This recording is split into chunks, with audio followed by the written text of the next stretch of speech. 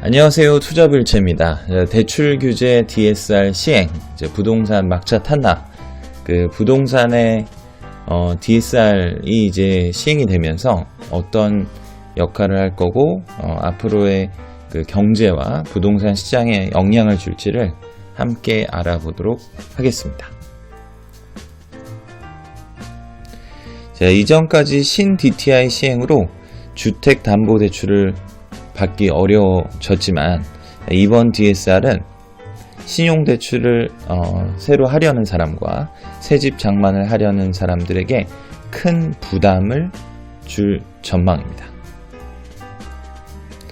자, 금융당국은 6개월간 DSR을 대출 심사의 보조지표로 활용한 뒤 이제 10월부터 본격적인 관리 기준으로 시행을 하려고 하고요.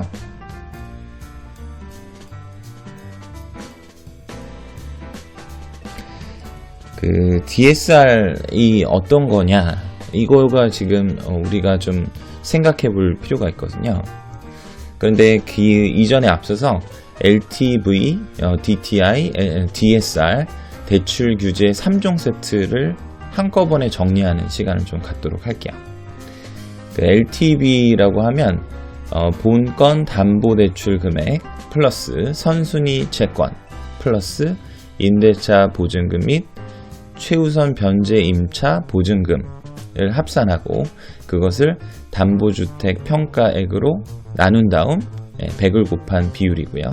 그리고 DTI는 주택대출 원리금 상환액 더하기 기타 대출 이자 상환액을 연간 소득으로 나눈 비율입니다. 그리고 DSR은 주택대출 원리금 상환액 플러스 기타 대출 원리금 상환액을 연간 소득으로 나눈 비율이죠. 근데 이렇게 하면 굉장히 어렵고요. 내가 이해가 되지 않는 것 같은 느낌이 확 들죠. 그래서 간단하게 좀 정리를 해볼게요. 자, 우선 LTV를 먼저 알려드릴게요. LTV는 한글로 번역하면 주택담보대출 비율입니다. Loan to Value 이고요. Loan to Value Ratio 라고 해서 주택담보대출 비율. 좀 쉽게 말하면 담보받는 이제 아파트, 집이 있어요. 거기에 일정 비율을 대출해주겠다라는 거고요. 예를 들어서 아파트 시세가 10억이면 LTV를 적용했을 때 40% 대출을 하면 4억까지 대출을 받는 거죠. 기존의 LTV는 비규제 대상 지역에서는 70% 이렇게 해주고 위아래로 10%씩 이렇게 적용을 해줬다면 이제 LTV가 40% 적용이 되고요. 그리고 소액 임차인을 보호하기 위한 3,200만 원의 공제가 있습니다. 그 금액을 제외한 금액을 대출해 주겠다 이런 것이고, 그러니까 쉽게 말하면 10억 대출의 LTV가 40%면 4억이잖아요. 그 4억에 3,200만을 빼고 대출을 해주는 제도입니다. 자, DTI 두 번째고요. DTI는 Debt to Income Ratio라고 해서 이것은 총부채 상환 비율이라는 거고요. 아까 계산식은 알려드렸으니까 바로 쉽게 한번 설명을 드릴게요. 자, 집이 있습니다. 거기에 일정 비율로 대출금을 받았어요. 거기에다가 이제는 40% 적용을 하니까 거기에다가 이자가 나오겠죠. 이자 더하기 그리고 다른 대출의 모든 이자를 합산해서 그것을 나의 소득으로 연간 소득으로 나눠준 값입니다. 쉽게 예를 들면 DTI가 100%라는 것은 내 소득이 만일에 5천만 원이라고 치면 5천만 원까지 대출을 해준다. 이렇게 보시면 됩니다. 그 DTI가 현재는 100%였는데 예전에는 150% 이렇게 했었고요. 그리고 이제 바뀐 정부 규제에 따르면 이것을 DTI를 80% 이렇게 하려고 합니다. 그러면 5천만 원 소득인 경우는 4천만 원까지 대출을 받을 수 있는 거죠. 그러니까 어떤 담보가 있던 간에 내 그 소득 내에서만 그 대출이 나온다 이렇게 볼 수 있겠죠. 자, 이제 오늘의 주인공 DSR이고요. DSR은 Debt Service Ratio라는 것으로 그 총부채 원리금 상환 비율입니다. 이거 수식은 아까 봤고요. 이것도 빠르게 좀 쉽게 설명을 드릴게요. 이 총부채 원리금 상환 비율이란 쉽게 말하면 모든 대출, 예를 들어서 이게 대출이 있죠.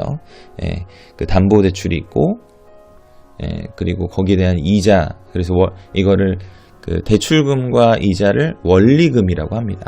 그리고 더하기 신용 대출, 그리고 마이너스 통장 대출, 그리고 플러스 자동차 할부금 대출에 따른 이자까지 전부 다 합산해서 이것을 뭐로 나누냐면 내 연소득으로 나누는 거죠. 그래서 DSR이 이것도 그 100% 하면은 나의 소득 중에, 그러니까 5천만 원 소득 기준으로 보면 5천만 원까지만 대출을 해주겠다 인데요. 이게 좀 아직은 확실하게 정해진 바는 아닙니다. 하지만 정부가 내놓은 가안에 따르면 정부는 연간 원리금 상환액이 연소득의 80%를 넘으면 위험대출로 규정하는 방안을 검토하고 있습니다. 만약에 80% 방안이 그대로 확정이 된다면, 예를 들어 연소득이 5천만 원이라고 계산해보면 80%의 DSR을 적용한다는 의미는 1년에 갚아야 할 모든 대출액의 원금과 이자의 합이 4천만 원을 넘어버리면 추가로 대출을 해주지 않겠다는 뜻입니다. 그리고 그 상한을 넘으면 은행이 주시하는 위험분으로 분류가 되는 것이죠.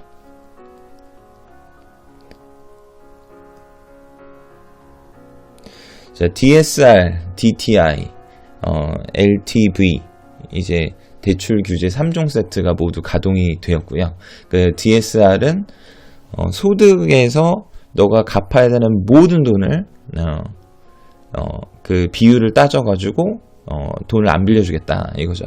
그리고 DTI 같은 경우는 이것도 소득에 대해서 규정하는 건데, LTV 같은 경우는 담보에 대한 비중이기 때문에 사실은 아파트나 뭐 주택이나 모든 걸 보면 내 돈만 가지고 살 수 있는 경우는 없습니다.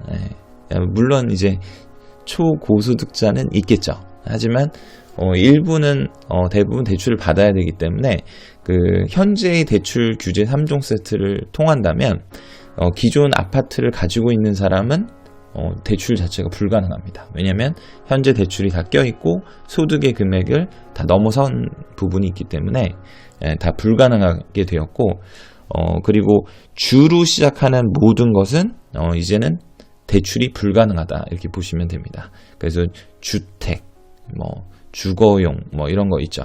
그런데 준주택, 즉 오피스텔과 상가의 경우는 예외가 됩니다. 이것은 더 이렇게 넓게 적용을 해주기 때문에 그 DSR 같은 경우는 상가나 이런 경우는 100%나 150%, 오피스텔도 그렇고요. 그 DTI 경우도 더 많이 해줍니다.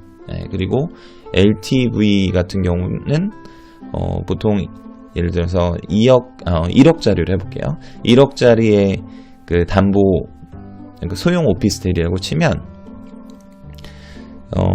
현재의 대출 상황으로는 아파트라면 1억짜리 소형 아파트에서는 40%잖아요.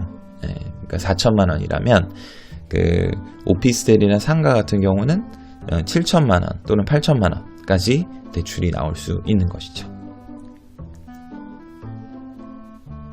자, 이제 그 3종 세트, 대출 3종 세트에 대한 이해가 되셨죠? 자, 이제 마지막으로 DSR 80%가 몰고 올 파장과 그리고 부동산 시장의 전망을 좀 해볼게요. 네. 그 가계부채 문제와 관련돼서 DSR이 그 가계부채의 증가세를 이렇게 다소간에 좀 증가폭을 줄일 것은 분명합니다. 네, 그것은 누구나 동의합니다. 왜냐하면 대출이 불가능하기 때문에, 거의 불가능하기 때문에, 네, 그 은행권에서도 굉장히 말이 많아요. 네, 은행권에서도 이제는 그 서울에 있는 모든 담보대출과 그리고 신용대출 다 막은 거다, 뭐 이렇게 평가하고 있고요. 하지만 그로 인해서 기본적으로 하위 계층, 뭐 저소득 계층이죠. 에 있는 분들은 대출을 받을 부분이 이제 어디로 가냐? 1금융도 안 되고 2금융도 이제 DSR이 적용이 되거든요. 그러면 제 3금융권으로 이어지면서 그 오히려 금융 부채가 악화되는 영향, 그게 이렇게 위험군으로 분류되는 그 저소득 계층, 지금 현재 대출을 끼고 있는 경우 지금 150만 가구 정도 보고 있거든요. 그럼 150만 가구에게는 굉장히 위험하다. 특히나 지금 저금리에서 금리가 점점 올라가는 상황이거든요. 특히 그 미국을 기점으로 0.75%까지 벌어진 상황이기 때문에 이런 상황에서는 우리의 그 금융통화위원회가 미국의 선제적인 조치를 따라갈 수밖에 없는 상황입니다. 그러면 예대 마진이라고 해서 님 마진이 그 현재는 그 금융권에서는 3%, 제1금융권 3%인데 그게 차츰차츰 올라가고 거기다 플러스 마진이 있기 때문에 그 추가적인 그 플러스 알파 마진이 이제는 5%, 담보대출에 대해서도 5% 시대가 열렸거든요. 그래서 그 오히려 그 서민들 대출과 그 실수요자들에게는 굉장히 그 내 집 마련의 기회가 어려워질 것 같습니다. 자, 그리고 통계청에서는 매 분기마다 그 소득에 대한 발표를 하는데요. 그 5분위별 가구당 월 평균 소득, 이거는 이제 2018년 2분기 가계 동향 조사에 따르면 그 5분위로 나눈다는 거는 20% 단위로 나눈다는 거고요. 그리고 그 1분위부터 5분위까지 있고 1분위라고 하면 저소득, 5분위라고 하면 고소득 계층이고요. 가구 합산 소득입니다. 그런데 2018년 2분기에 그 1분위 소득은 132만 5천 원이고요. 그리고 5분위, 그 상위 20%죠. 소득은 913만 5천 원으로 나타났습니다. 그래서 6.89배 소득 격차가 더 벌어졌습니다. 그리고 그 1분위에서 근로소득은 15.9% 하락을 했고요. 그리고 사업소득도 21% 하락을 했습니다. 그러니까 근로소득의 기회도 줄었고 사업소득, 내가 자영업을 하면서 버는 돈은 거의 폭망 수준입니다. 이거는 역대 최대폭입니다. 이 집계를 하면서 그 단기에 15.9%가 하락했다. 21.00%가 하락했다. 이것은 최악의 그 감소폭이라고 볼 수 있고요. 그리고 반면에 그 5분위 고소득자 20%죠. 상위 20%는 근로소득이 12.9% 증가했고 그리고 사업소득도 8.81%나 증가하였습니다. 오히려 고소득자는 더 소득이 오르고 그 저소득자는 소득이 더 급격히 하락하고 있는 추세이죠. 중산층 소득 하락을 지금 또 엿볼 수 있는데요. 2003년 통계 이후 처음으로 그 중산층 소득이 하락을 했습니다. 그러면 그 통계를 내는 이후에 최악의 지금 경제 상황이라고 볼 수 있고요. 그리고 그 사람마다 뭐 보는 견해는 좀 다르겠지만 그 뭐 소득 최저임금 16.4% 올렸죠. 근로소득 단축 52시간도 주셨고, 그리고 소득주도의 성장이 실패다라는 말이 이제 굉장히 많이 나오고 있습니다. 원인이 어찌됐건 가계경제가 더 빡빡해질 것 같습니다. 자, 부동산을 이제 때려잡으려고 한 대책들이 서민과 그 실수요자들에게 한숨을 더 전가하고 있지 않나 하는 생각입니다. 자, 오늘의 내용은 여기까지고요. 좋아요와 구독하기 부탁드릴게요. 그리고 실시간으로 업데이트되는 그 각종 재테크 정보를 받아가시면 좋을 것 같습니다. 그리고 한 가지 더.